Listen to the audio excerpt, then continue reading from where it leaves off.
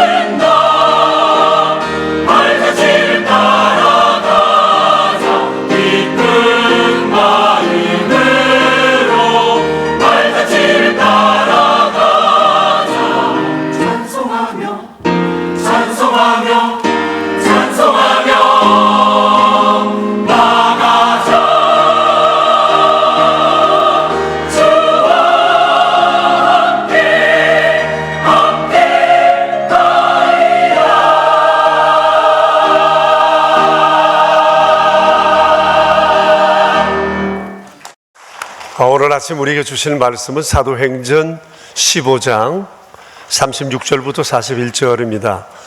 오늘 성경 읽기 1과 맨 서두에 있는 부분인데요. 사도행전 15장 36절부터 41절까지 이는 살아계신 하나님의 말씀입니다. 우리 함께 주님 말씀 받들어 읽겠습니다. 며칠 후에 바울이 바나바더러 말하되 우리가 주의 말씀을 전한 각 성으로 다시 가서 형제들이 어떠한가 방문하자 하고 바나바는 마가라 하는 요한을 데리고 가고자 하나 바울은 밤빌리아에서 자기들을 떠나 함께 일하러 가지 아니한 자를 데리고 가는 것이 옳지 않다 하여 서로 심히 다투어 피차 갈랐으니 바나바는 마가를 데리고 배 타고 구브로로 가서 바울은 실라를 택한 후에 형제들에게 주의 은혜의 부탁함을 받고 떠나 수리아와 길리기아로 다니며 교회들을 견고하게 하니라. 아멘. 26회 사역박람회의 방향은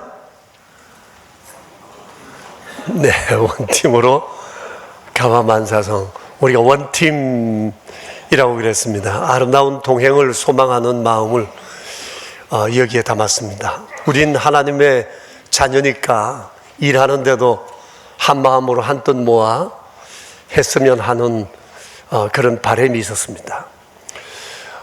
여러분, 어차피 우리가 그리스도인으로 이 땅에 사는 날 동안 우리는 사역을 피해 갈 수 없습니다. 사역은 하나님께서 이 땅에 하나님 나라를 세워가는 방법이기 때문입니다. 그래서 사역은 하나님의 백성들을 향한 하나님의 소명입니다. 아무도 예외는 없습니다. 외면할 뿐입니다. 여러분들께서 지난주 금주 11월 내내 사역에 관해서 여러분에게 많은 말씀을 드렸습니다. 어떻습니까? 여러분 준비되셨나요? 지원하셨습니까? 하나님께서 우리에게 원하시는 이 아름다운 일에 여러분의 동행이 필요합니다. 교회가, 하나님께서 교회를 통해 이 일을 요청하고 계십니다. 지난주에는 기독교 원조 원팀인 예수님과 제자 공동체의 사역의 현장을 우리가 보았습니다. 우여곡절이 참 많았지만 주님의 은혜로 원팀으로 가와만사성을 이룰 수 있었습니다. 우리는 지난주 그 말씀을 통해서 어떻게 원팀으로 가와만사성을 이룰 수 있었을까라는 것에 대한 4가지 방법에 대해서 살펴보았습니다. 이곳에 여러분 PPT로 띄운 것처럼 이 4가지를 우리가 마음에 염두에 두고 있어야 합니다. 사역을 할 때마다 우리가 꼭 기억해야 할 첫 번째 생각은 모든 팀원은 하나님께서 하나님의 일을 위하여 우리에게 보내준 사람이라는 생각을 가지고 그를 정말 존중히 여겨야 합니다. 하나님이 보내준 사람이라고 생각하면 우리가 함부로 대할 수 없고 소홀히 할 수가 없기 때문입니다. 그리고 두 번째는 하나님께서 보내준 그 사람을 위해서 기도 많이 해야 합니다. 끊임없이 기도해야 합니다. 세 번째는 사람이 모이는 곳이기 때문에 사람들 간에 여러 충돌과 어려움은 있을 수 있습니다. 그래서 관계를 위한, 관계를 발전시키고 회복시키는 능력을 우리 안에 길러야 합니다. 그것은 환대하는 겁니다. 하나님이 보내준 사람이니까 환대하는 거 당연합니다. 환대하는 연습, 이거 우리에게 있어야 합니다. 네 번째는 잔을 마시는 헌신이 있어야 합니다. 그것이 단잔이든 쓴 잔이든 하나님께서 사역 안에 우리에게 요구하시는 이 잔을 마시려는 수고가 우리에게 있어야 합니다. 우리가 교회 안에서 이런 것들을 실천해 갈 때 우리 안에 남들이 경험하지 못하는 주님이 주시는 참 행복을 우리가 맛보게 될 것이다 그 생각을 합니다. 그래서 교회는 성도 여러분들에게 이 아름다운 일에 함께 하시기를 간곡히 요청하는 바입니다. 그래서 오늘 말씀은 초대교회 안에 있었던 원팀 사역에 대한 한 사례를 우리에게 보여주고 있습니다. 이 원팀의 사역 현장을 보면서 우리가 사역에 교훈을 받을 수 있었으면 좋겠습니다. 이 원팀이 바울과 바나바였습니다. 이들은 기독교 최초의 선교사들이었습니다. 그런데 이 두 사람이 원팀이 되는 일은 참 어려웠던 일이에요. 전혀 원팀이 될 수 없었던 사람입니다. 두 사람은 서로 모르는 사람이에요. 사는 것도 달랐던 것입니다. 하는 일도 달랐어요. 기질도 달라요. 이들이 한 팀이 되리라고는 어느 누구도 상상하지 못했는데 이들이 한 팀으로 주의 일을 하게 되었습니다. 이분들이 원팀이 된 경위는 이렇습니다. 아시다시피 그리스도인이 되기 전 바울은 기독교의 아주 적대적이었던 사람이었습니다. 유대의 젊은 율법학자였습니다. 그런데 그런 그가 예수님의 은혜를 입어서 그리스도인이 되었습니다. 그리스도인이 되던 날도 그는 유대인들의 핍박을 피해 다른 지역으로 피신해 있던 교인들을 잡으러 가던 중이었습니다. 그만큼 이 사람은 유대교에 팩이 있고 충성된 차세대 유대 지도자였습니다. 성격은 매우 직선적이었고 거침이 없었고 한번 한다면 해내는 의지가 아주 매우 강한 그런 사람이었습니다. 이런 사람이 그리스도인이 되었으니 유대교의 충격은 이만저만이 아니었습니다. 여러분 어제 읽은 본문 내용 속에 있을 것입니다. 유대교에서는 바울을 죽이려고 했었습니다. 그런데 그가 그리스도인이 되고 난 다음 기독교에 귀의했지만 기독 공동체에서는 그의 변신을 믿으려 하지를 않았습니다. 모두 다 그 사람을 꺼렸습니다. 가까이 하지를 않았습니다. 그의 본심을 몰랐기 때문입니다. 그의 과거 전력이 기독교인들은 정말 치를 떨 그런 저승사자와도 같은 사람이었기 때문입니다. 이러한 때 바나바라는 사람이 나서서 자신의 명예를 걸고 바울을 적극적으로 옹호했습니다. 쉬운 일이 아니었을 것입니다. 당시 바나바는 예루살렘 교회의 지도자였고 바울보다는 연장자였습니다. 그는 점잖은 사람이고 마음이 따뜻하고 인정이 많고 주를 위해서라면 사람들을 위해서라면 어떤 희생이라도 마다하지 않는 그런 사람이었습니다. 그 초대교회 공동체 안에서는 사도들을 비롯해서 모든 성도들로부터 신망이 두터운 사람이었습니다. 이런 바나바가 바울의 후견인을 자처하고 나서서니까 공동체는 바나바를 보고 바울을 받아들였습니다. 이로 인해서 바울과 바나바는 매우 가까운 사이가 되었습니다. 사실 바울로서는 바나바가 그렇게 고마운 사람이지 않을 수가 없습니다. 생각해 보세요. 이제 자기 고향과 같은 유대교를 떠났습니다. 그 사람들은 죽이려 합니다. 이 사람들은 받아들이지 않습니다. 자칫하면 그냥 붕 떠버리는 그런 상황이 될 수 있었는데 바나바가 적극적으로 이 사람을 옹호하고 받아들여 주었던 것입니다. 그리고 얼마 후에 예루살렘 교회에 피박이 아주 심하게 일어났는데 바울과 바나바도 그 피박을 피해서 안디옥이라고 하는 곳으로 갔습니다. 그곳에서 그는 1년 동안 있으면서 복음을 전하고 말씀을 가르치는 중에 교회를 세웠는데 그것이 안디옥 교회입니다. 1년 만에 안디옥 교회는 엄청난 성장을 했습니다.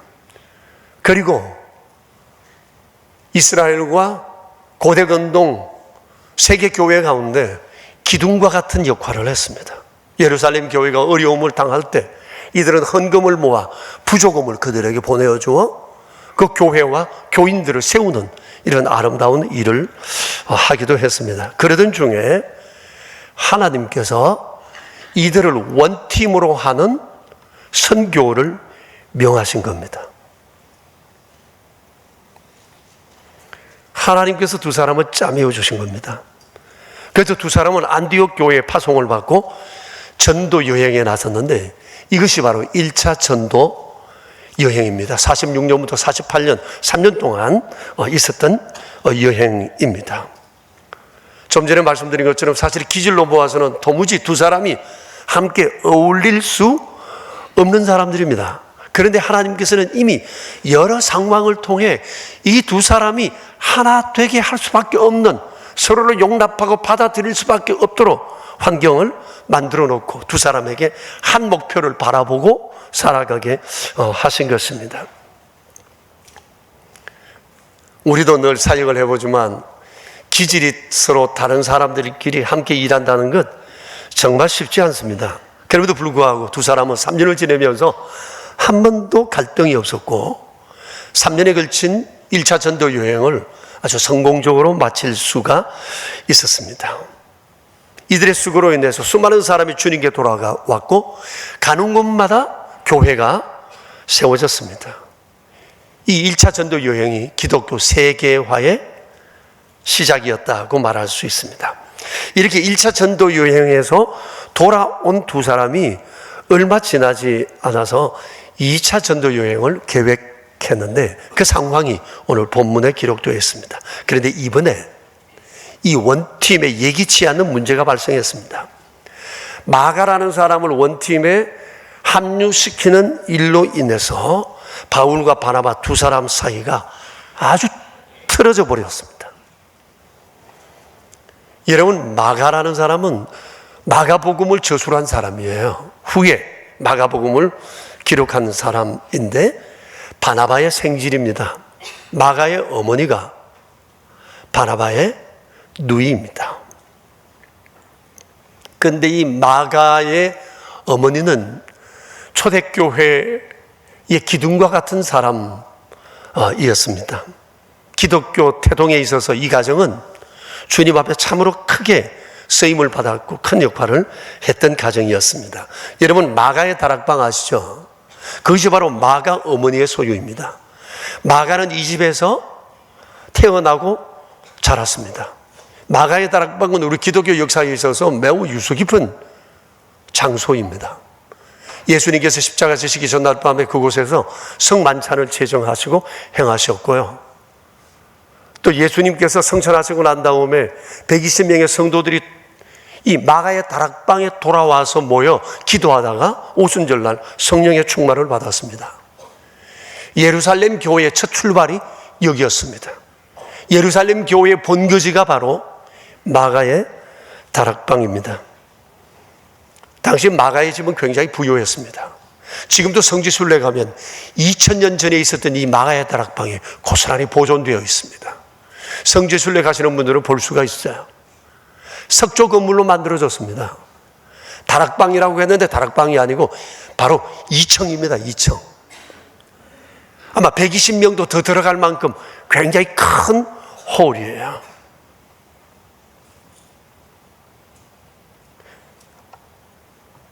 이곳에서 사람들은 지금도 성지순례 가면 많은 감동을 받곤 합니다. 이처럼 마가의 어머니는 예수님이 지상에 사역하시는 동안은 예수님 뒤를 따라다니면서 모든 필요를 돌봐드렸던 주님의 여제자였습니다. 그리고 초대교회가 시작되면서는 초대교회 태동에 중요한 역할을 했습니다. 그리고 이 아들 마가는 어머니의 영향 속에 믿음이 자라서 마가복음을 기록하는 그런 사람들이었습니다. 보십시오. 그들의 온 가정은, 모든 가족들은 삼촌부터 시작해서 모두가 복음을 위해서 절대적으로 헌신하는 믿음의 아름다운 가정이었습니다. 그런데 이 사람 마가로 인해서 지금 기독교 선교 원팀에 심각한 문제가 발생하게 된 것입니다. 마가가 2차 전도 여행 가겠다고 하는 것에 아마 따라 나서려 했던 것 같습니다. 바나바는 오케이 했습니다. 조카라서 오케이 했다고 하기보다도 좋은 일이잖아요. 젊은 수행원이 간다는 것이 오케이 했어요. 근데 바울은 단호하게 거절했습니다. 이유가 38절에 나오는데 한번 볼까요? 38절. 밤빌리아에서 자기들을 떠나 함께 일하러 가지 아니하였으므로 데리고 가는 것이 옳지 않다고 얘기했어요. 이 밤빌리아라고 하는 것이 1차 전도 여행 다니던 한 지역이었습니다. 아마 1차 전도 여행 때도 마가는 바울과 바나바와 함께 동행했던 것 같습니다. 외삼촌이 가신다니까, 또 안디옥 교회를 지도했던 두 분이 가신다니까 젊은 이 마가가 수행하는 사람이라도 있어야 되겠다 싶어서 따라 나섰던 것 같습니다. 이러면 기특한 일이잖아요. 놀고 싶을 텐데 험한 일이 뻔히 예상되어지는 이 사역에 함께 한다고 하는 것 쉬운 일이 아니었습니다. 그런데 사역을 하다가 밤빌리아라고 하는 곳에 이르러 갑자기 사역을 포기했어요. 그리고 자기 고향 예루살렘으로 돌아가고 말았습니다. 물론 나름의 이유는 있었을 것입니다. 짐작하기로는 이게 전도 여행이라고 하는 것이 낯선 길이고 또 복음을 처음 듣는 사람들로부터 오는 여러 반응들이 쉽지 않아요. 정말 어려운 일이었을 것으로 짐작이 됩니다. 그래서 이 어려움을 이겨내지 못하고 결국은 원팀을 이탈하게 되었던 것으로 생각이 되어집니다. 우리가 사역을 해보지만 사역에는 영광과 고난이 함께 교차합니다. 참으로 주님 주시는 큰 감동도 있지만 사역에서 오는 이런 고충, 어려움도 있습니다. 그런데 마가가 요 고비를 넘기지를 못했던 것입니다. 그래서 결국은 이탈하고 말았습니다. 바울이 그냥 보냈을 리가 없을 겁니다. 이 젊은이를 앉혀놓고 많이 타일렀을 것입니다. 이 일이 얼마나 중요한 일인데, 네가 빠지면 안 되는데, 한 번 결심했으면 끝까지 가야지. 중간에 무슨 이유인지 모르지만 이렇게 돌아가겠다고 하는 것 다시 한번 고려하라고. 또 돌아가는 길이 보통 먼 길이 아닌데 혼자 어떻게 그 길을 가겠느냐고 아마 여러 모양으로 그를 다그치고 또 마음을 격려하고 막 이랬을 것입니다. 그럼에도 불구하고 마가는 바울의 말을 듣지 않고 돌아섰던 겁니다. 바울과 바나바의 실망은 매우 컸을 것이고 원팀의 분위기도 상당히 가라앉았을 거라고 생각이 됩니다.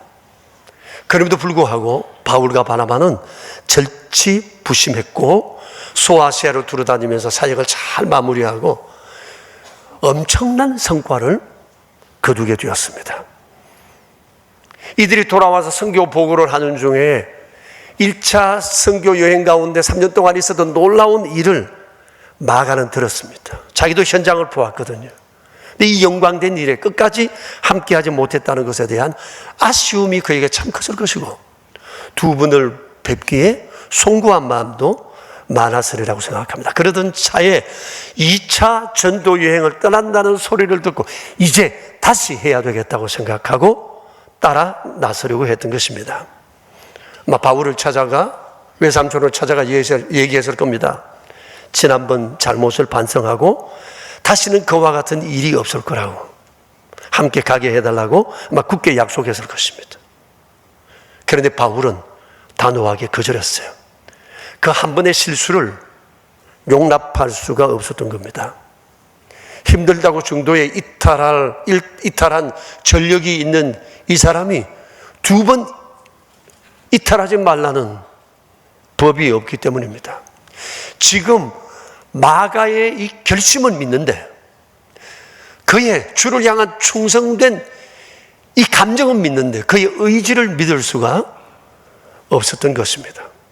감정과 의지는 다릅니다. 우리의 의지는 감정대로 움직여질 수도 있지만 그렇지 않을 수도 있습니다. 예컨대 여러분 새벽기도 다 하시고 싶죠? 그럼에도 평생 한 번도 못 하신 분들도 계시죠? 그래서 다음 주일부터는 내일부터는 새벽기도 해야 되겠다고 굳게 결심하고 샀는데 새벽이 되면 못 일어납니다. 눈이 안 떠지고 눈은 떠졌는데 몸이 움직이지 않습니다. 그리고 생각합니다. 내일부터 갈 거야. 그래서 아직까지 못합니다. 주일날 오늘 예배를 드리고 돌아가면서 작정합니다. 다음 주에는 절대 지각하지 말아야지. 다음 주일 되면 정과 동입니다. 똑같습니다. 감정은, 진실한 감정은 믿어요. 그런데 의지를 믿을 수가 없었던 겁니다. 이것이 바울이 바나바를 단호하게 거절했던 이유입니다. 너의 진심은 믿는데 너의 의지는 믿을 수가 없다. 한번 겪어보지 않았느냐? 너로서는 안 된다고 생각했던 겁니다. 의지가 약한 이 젊은이를 통해서는 하나님의 일들을 지속적으로 이루어 갈 수 없다는 판단이 바울에게 있었기 때문입니다. 근데 바나바의 생각은 달랐습니다. 다시 기회를 주자는 거예요. 그의 진심을 한번 믿어보자는 것입니다. 그런데 바울은 바나바의 의견마저 거부했습니다. 내가 당신과 갈라질지언정 이 젊은이와 함께 할 수는 없다. 사실 말씀드린 것처럼 바울은 바나바에게 신세를 진 게 너무 많습니다. 바나바의 얘기를 거절할 입장이 되지 못하지만 마가의 문제에 있어서는 바울은 그의 고집을 꺾지 않았습니다. 결국 마가의 일로 인해서 오늘 성경을 보실까요? 39절에 보면 두 사람이 심히 다투고, 어느 정도로 다투었을지 짐작이 되시나요? 심히 다투고 결국은 피차 갈라쓰고 말았습니다. 그래서 바나바는 마가를 데리고 구브로로 가고, 바울은 또 실라를 데리고 또 다른 선교 지역을 향해 떠나게 되었습니다. 원 팀이 두 팀이 된 겁니다. 두 팀이 되어서 좋네 라고 생각할지 모르지만 이거 하나님 은혜가 아니었으면 기독교 선교의 치명적 결과를 가져올 수밖에 없었습니다. 하나님께서 주님을 향한 그 중심을 하시고 이 두 사람의 마음을 만지시고 이 두 팀을 합력하여 선을 이루게 하셨기 만문다행이죠. 그렇지 않았다면 우리 기독교는 어떻게 또 누구를 통해 이 일을 이루어 왔을지 아무도 알 수가 없습니다. 자, 그러면 여기서 우리가 한번 생각해 보십시다. 바나바와 바울, 기독교 거물들이잖아요. 그 시대 기독교 최고 지도자들이잖아요. 믿음의 성숙도가 굉장히 크신 분들이잖아요. 이 두 사람이 심히 다투고 갈라섰다라고 하는 것에 대해서 여러분 어떻게 생각하세요? 네? 이래도 되는 겁니까? 이럴 수 있는 겁니까? 나라면 어떻게 했을 것 같아요? 이런 경우? 여러분, 바울이 옳아요? 바나바가 옳아요? 누구의 생각이 옳다고 생각해요? 그런데 이것은 옳고 그름의 문제가 아니라 의견의 차이였던 겁니다. 바울의 생각도 옳고 바나바의 생각도 옳아요. 둘 다 하나님 생각하고 교회 생각하면서 자신의 생각을 주장했던 겁니다. 바울의 입장에서는 하나님의 일에는 공과 사가 분명해야 된다는 입장이었고, 바나바의 입장은 실수한 사람에게 한 번 더 기회를 주자라고 하는 이 온정주의자였던 것입니다. 그러니까 이를 두고 누가 옳았다고 말할 수는 없는 거예요. 누군 옳고 누군 틀렸다고 말할 수가 없는 겁니다. 방법이 다를 뿐이었던 것입니다. 어디까지나 이견이었던 겁니다. 여러분, 모든 일에는 의견이 있습니다. 근데 그 의견이 서로 이견이 될 수 있습니다. 서로 다를 수 있습니다. 우리가 흔히 말하는 것처럼 내 입안에 있는 혀도 깨물린다 그러잖아요.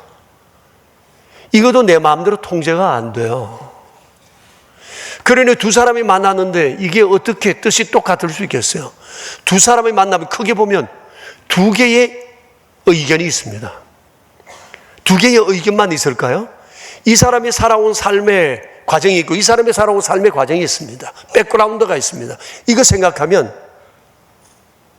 두 개의 의견이 아니라 각각 넷의 의견이 있을 수 있어요. 또 이 사람들이 경험하고 보아왔던 수많은 것을 또 생각하다 보면 이것보다도 훨씬 더 다른 의견이 한 가지 사안을 두고 두 사람 사이에도 끊임없이 일어날 수밖에 없습니다.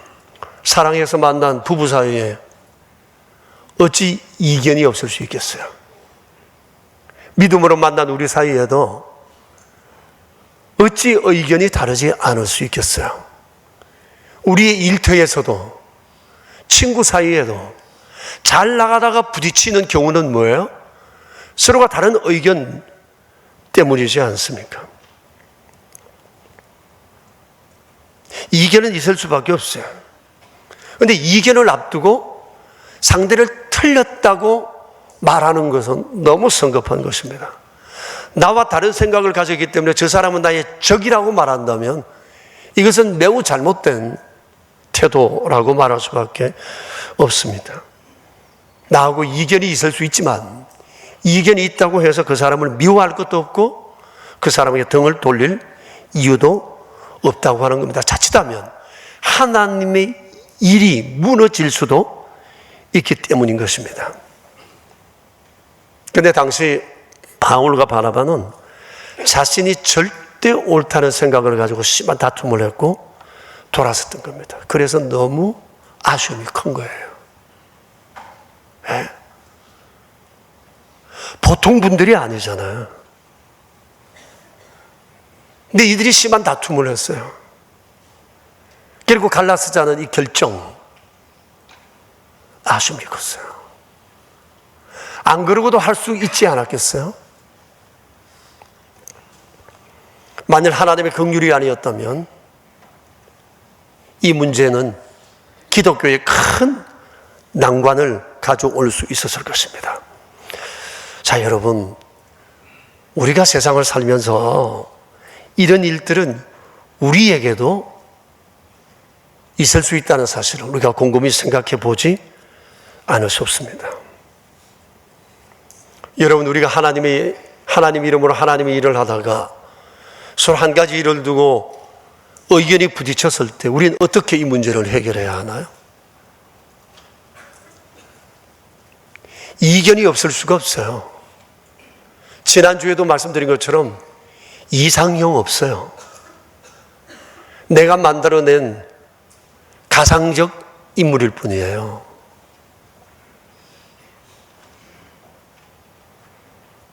아담과 하와 사이에도 문제였잖아요.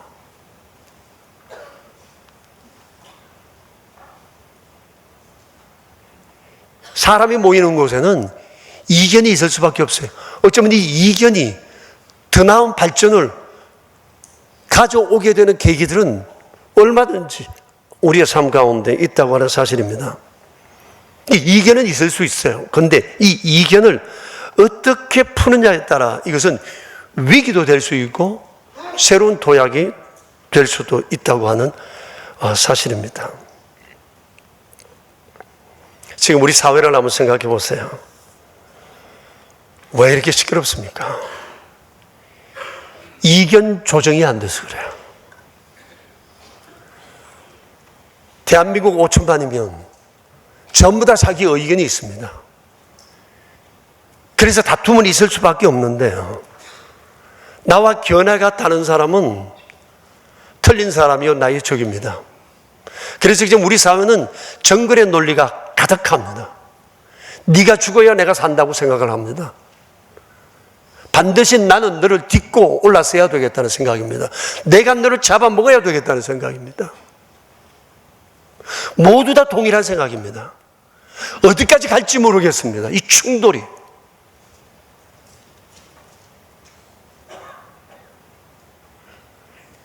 이견 조율자가 없습니다. 너냐 나냐 이것이냐 저것이냐 좌냐 우냐 흑이냐 백이냐 오직 이 중에 나같이 되지 않으면 틀린 것이요 원수 같은 존재라고 생각을 하고 서로를 등지고 있습니다. 공부를 많이 한 사람도 소위 똑똑하다는 사람도 어른들도 이것이 지금 우리 사회의 모습입니다. 진리 안에 있는 교인들과 교회는 어떻습니까? 바나바와 바울은 어땠습니까? 우리는 지금까지 어떻게 살아왔습니까? 교회 안에서 사역을 하면서 코의 활동을 하면서 순 활동을 하면서 부딪힌 적이 없습니까? 등진 적은 없습니까? 그 사람은 안 돼라고 얘기하고 잘라버린 적 없습니까? 기회를 요구하지만 기회조차도 냉정하게 거부해버렸던 그런 지난 시간들은 없습니까?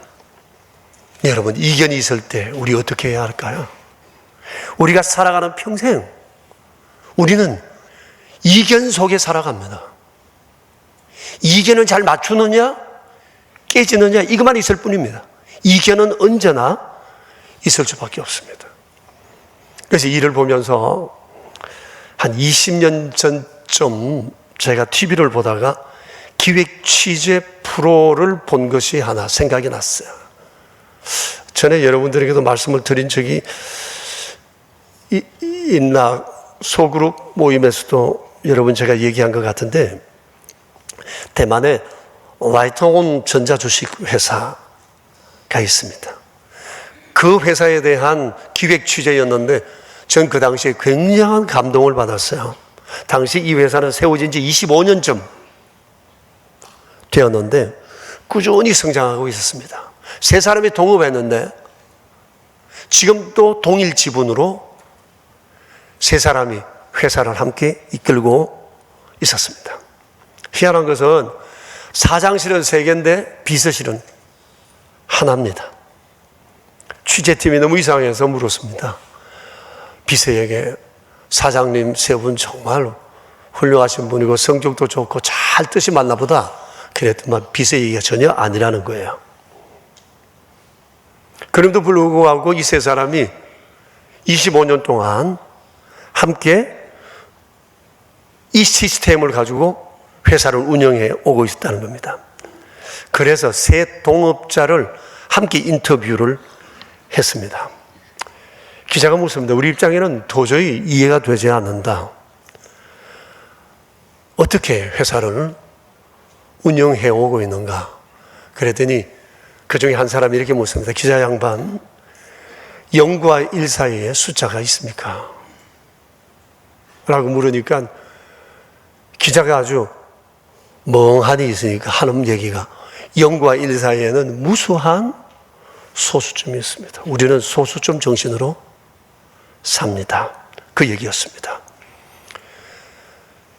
자신들의 문제에도 저 회사 운영에도 여러 문제들이 발생하는데 문제가 생기면 이것이 0이냐 1이냐로 보지 않고 그 사이에 이 두 사이의 수많은 소수점처럼 자신들에게 일어나는 문제를 그와 같이 다룬다는 거예요.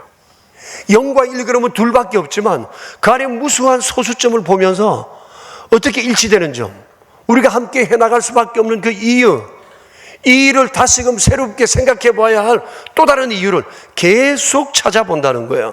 끊임없는 대화를 통해서.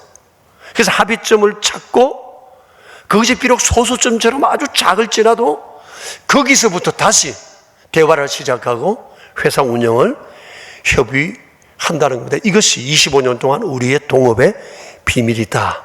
그 얘기를 했습니다. 제가 이 얘기를 들으면서 무릎을 쳤습니다.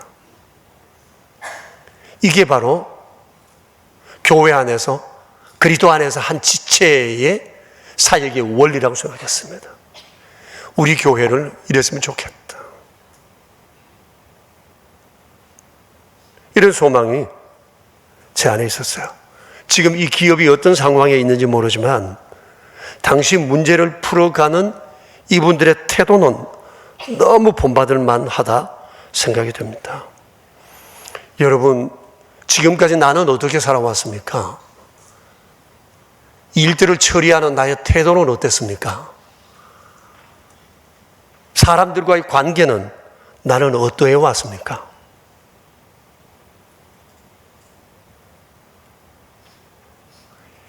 영과 일로 보았습니까? 그 속에서 수많은 소수점을 찾아 관계를 지속적으로 이루어 오고 계십니까? 우리 한번 돌아봐야 합니다. 바둑을 두는 사람들은 반드시 바둑을 두고 난 다음에 복귀를 한다고 그러잖아요. 지나온 판세를 다시 한번 돌아본다는 겁니다. 이긴 사람도 진 사람도 반드시 복귀를 처음부터 끝까지 다시 해야 한대요. 그러면서 다음 판세를 준비한다는 겁니다. 그런데 실제로는 복귀하는 중에 실력이 굉장히 는다고 그래요. 지난날에 대한 반성이 없인 미래는 없습니다. 지난날 우리 자신을 철저하게 돌아보고 반성하면 우리는 새로운 미래를 꿈꿀 수 있고 더 나은 나를 만들어 갈 수 있을 것입니다. 그래서 이 세상을 살아갈 때 우리는 어차피 이견이 맞서는 이런 관계를 살아갈 수밖에 없습니다. 그러면 이런 일을 우리가 어떻게 극복할 수 있을까? 제가 4가지로 말씀드리겠습니다. 첫째는 어떤 상황에도 원팀을 유지해야 한다는 사실은 명심해야 합니다. 가정에서도 사랑해서 부부가 만났는데 어찌 부부의 뜻이 같을 수 있겠어요? 어떤 사람은 맨날 이혼을 입에 달고 삽니다. 이혼을 해야 되겠다. 생각을 가진 가정은 이혼할 가능성이 굉장히 많습니다. 그러나 하나님이 짝지어 주신 우리 가정 절대 깰 수 없다. 이 굳은 생각 가지고 있으면 그 가정은 어려운 우여곡절 속에서도 지켜낼 수 있습니다. 모든 만남과 관계는 다 그렇습니다. 안 되면 뭐 그만두지 뭐. 그 사람뿐이냐라고 생각하면 그 관계는 오래 못 갑니다. 그러나 여러분, 성경에서 말씀했잖아요. 하나님이 우리에게 보내준 사람이라는 생각을 하면 그 사람의 나를 속상하게 해도 함부로 생각할 수 없어요. 하나님이 보내준 사람이잖아요. 그래서 이게 중요합니다. 어떤 상황에서도 원팀을 유지한다. 둘째는 먼저 상대의 얘기를 잘 듣는 것이 중요합니다. 성숙한 사람의 특징은 경청입니다. 남의 얘기를 잘 듣는 게 중요합니다. 듣는 중에 나를 살필 수 있고 그의 얘기를 통해 내가 배울 게 많습니다. 셋째는 나만 옳다는 자기 절대주의, 자기 순수주의 내려놓아야 합니다. 정말 내가 옳습니까? 완벽합니까? 나는 틀림이 없습니까? 나는 틀리는 결정을 한 번도 한 적이 없습니까? 어떻게 내가 순수합니까? 여기에 다툼이 있습니다. 가정도, 개인도, 단체도, 국가도 자기 순수주의가 공동체를 망칩니다. 우리는 순수하지 않습니다. 우린 더러운 존재입니다. 우리는 항상 틀린 생각을 가지고 있습니다. 나만 옳다는 절대주의가 우리 안에 있습니다. 이걸 버려야 합니다. 나는 순수하지 않다. 나도 옳지 않을 수 있다. 나도 많은 틀리는 결정을 해왔다. 지금 또 내가 주장하는 것이 틀릴 수 있다고 하는 것에 대한 생각을 가져야 합니다. 우리가 사역을 행하면서도 그렇습니다. 자기 순수주의, 절대주의, 이건 내려놓아야 합니다. 그리고 마지막 하나, 소수점 정신을 발휘해야 합니다. 어차피 이겨낼 있습니다. 끊임없는 대화를 통해서 문제를 풀어가야 할 것입니다. 우리가 금년도 이런 마음을 가지고 사역을 하다 보면 나도 모르는 사이에 내가 굉장히 성숙해지는 것을 경험할 겁니다. 전 확신합니다. 교회 생활 잘하는 분은 반드시 사회생활 잘합니다. 문제 없습니다. 왜냐하면 교회 안에 정말 다양한 사람들을 우리가 보거든요. 만나거든요.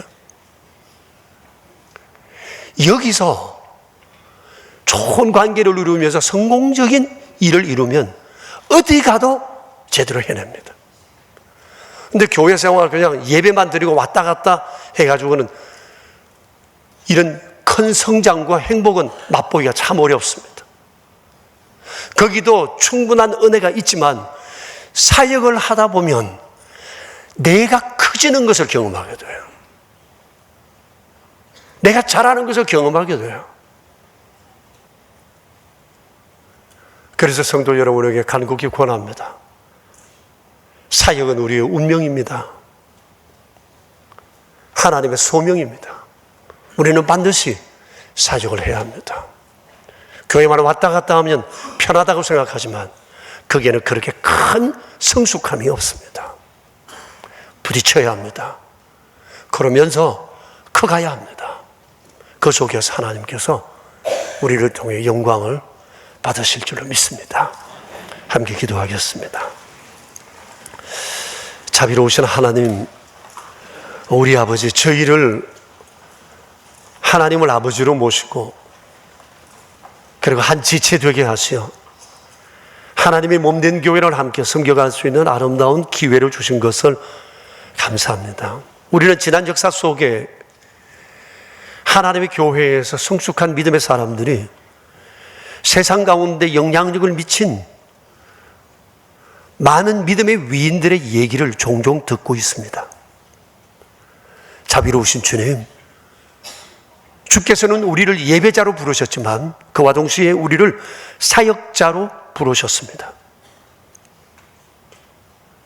주님, 우리로 하여금 예배자를 넘어 사역자로서 헌신함으로 하나님이 원하시는 아름다운 품격을 갖추는 자가 되고, 경험되어지고 배운 이 아름다운 일들을 통해, 삶의 태도를 통해 세상에 큰 영향력을 미치는 믿음의 삶을 살아가게 하여 주시옵소서. 부족하고 연약한 우리들, 허물진 우리들 여기에 있습니다. 우리는 절대 순수하지도 절대 온전치도 않는 사람들이었음에도 불구하고 얼마나 오만하게 나의 생각만, 나의 판단만 옳다는 주장을 하며 끊임없는 다툼과 충돌을 일으켜오며 살아온 날들이 얼마나 많았는지 모릅니다. 주님, 저희를 불쌍히 여겨주시고 사역을 통해 우리의 믿음을 더욱 성숙하게 만들어가는 저희가 될 수 있도록 은혜 내려 주시옵소서. 우리 구주 예수 그리스도 이름으로 기도드리옵니다. 아멘. 사랑의 하나님 아버지, 저희들을 주님의 동력자로 삼아주신 것을 감사합니다. 또 다른 믿음의 가족들과 함께 할 수 있는 은혜를 주신 것을 감사합니다. 자비로우신 주님, 오늘 저희는 예배 중에 귀한 예물을 주님 앞에 드렸습니다. 이 예물이 하나님의 나라를 이 땅 가운데 세워가는 일에 귀하게 사용될 수 있도록 은혜를 더하여 주시옵소서. 예물을 드린 손길들마다 복 내려주시고 드린 제목들마다 주의 풍성하신 은총을 도하시며 날마다 아버지를 영화롭게 해드리는 일에 아름답게 서여지도록 우리 하나님 역사하여 주시옵소서. 우리 구주 예수 그리스도 이름으로 기도드리오며 이제는 우리의 왕 되신 주 예수 그리스도의 은혜와 만복의 근원 되신 아버지 하나님의 그 크신 사랑하심과 우리 안에 계셔서 날마다 믿음의 길, 예배의 길, 사역의 길로 우리를 이끄시는 성령님의 교통하심이 모인 저희 무리들과 명선의 모든 가족들과 주님의 몸 되신 교회 위에 이제로부터 영원히 함께 계시옵기를 간절히 축원하옵나이다. 아멘.